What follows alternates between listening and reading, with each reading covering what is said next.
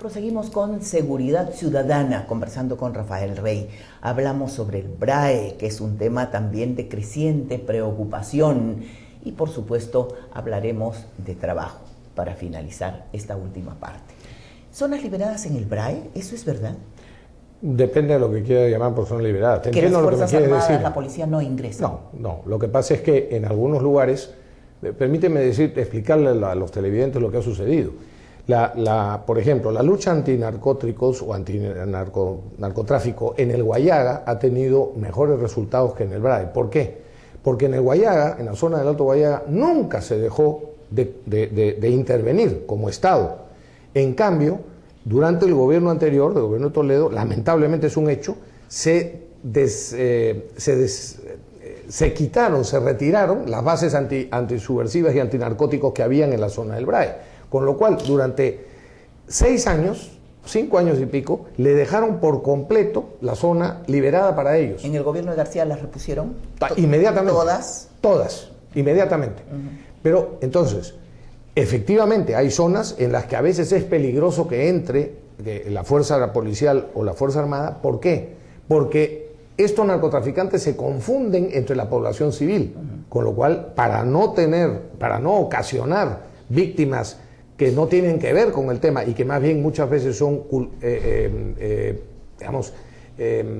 víctimas de los abusos que cometen los narcoterroristas, entonces por eso los planes operativos se hacen con cuidado.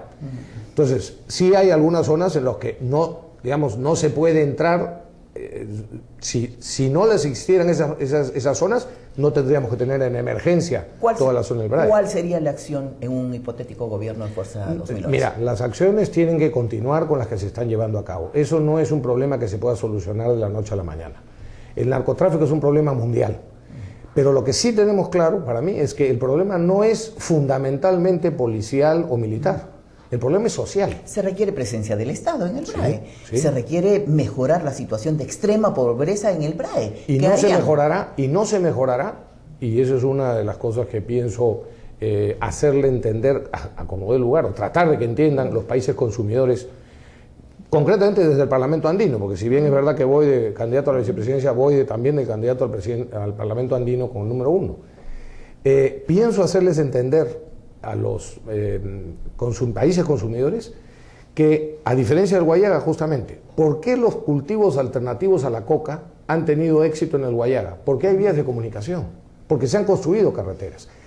Mientras los campesinos no tengan carreteras para sacar a los mercados sus productos, la coca se la compran en el lugar. Oiga, y la sacan los mochileros. Pero es que eso no entienden los gobiernos. En este gobierno, la carretera Huanta-San Francisco tampoco se ha concluido. Bueno, tampoco se ha concluido. Okay. Eso no es un problema digamos... Pero ha sido de este gobierno que decía que iba solucionando los problemas que dejó Toledo, sigue dejando un tremendo problema que es la inaccesibilidad. Sí. ¿Y qué harían ustedes? Bueno, pues, por supuesto que eso hay que completarlo, pero lo que te estaba para completar la idea anterior, lo que tienen que entender los países consumidores, Estados Unidos, por ejemplo, hasta el año 92, hoy debe ser 100% más, pero hasta el año 92 Estados Unidos gastaba alrededor de 150.000 millones de dólares anualmente para luchar dentro de su territorio contra el narcotráfico, en general, o sea, en educación, en salud, en fuerza pública, etcétera.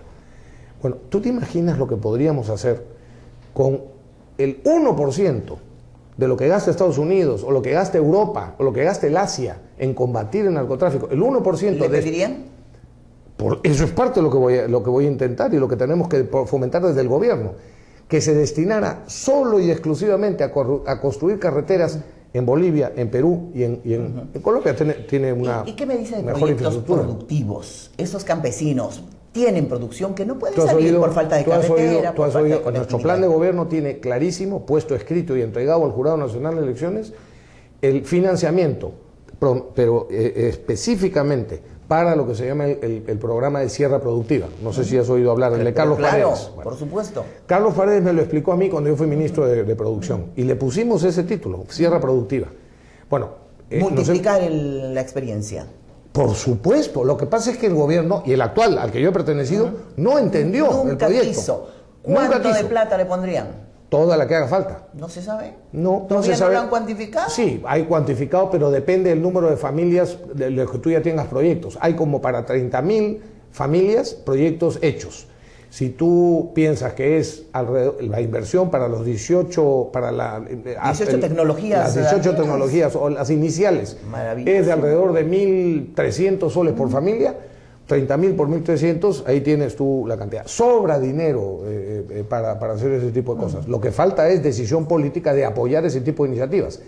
Y eso no significa, y lo tenemos muy claro, que hay que meter al Ministerio de Agricultura o a los burócratas del Ministerio a eso. ¿A quién entonces? Son ellos mismos, los campesinos, los que se enseñan, son los yachachis. ¿A Paredes mismos. ¿Le da usted la plata? Sí, al patronato que se ha formado para apoyar a ese ¿No necesita proyecto. Una cosa más orgánica en el país? Es que ellos lo tienen orgánico. Es que eso hay que entender eso.